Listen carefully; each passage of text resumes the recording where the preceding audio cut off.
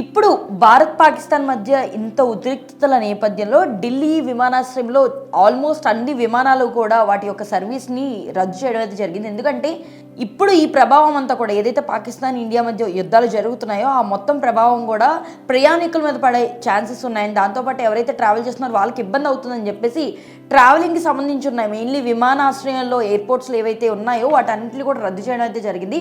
ఇప్పుడు మన Indians operation Sindoor అన్న ఒక దాన్ని స్టార్ట్ చేశాక విదేశ విమానయాన రంగంలో మార్పులు అయితే ఖచ్చితంగా చోటు చేసుకోవడం అయితే జరిగింది. ప్రయాణికులకు ఇబ్బంది కలగకుండా ఉండడానికి మెయిన్లీ ఇండిగోకి సంబంధించిన చాలా విమానాలతో పాటు మిగతా ఏవైతే సర్వీసులు ఉన్నాయో వాటన్నిటిని కూడా తాత్కాలికంగా అయితే నిలిపివేశారు.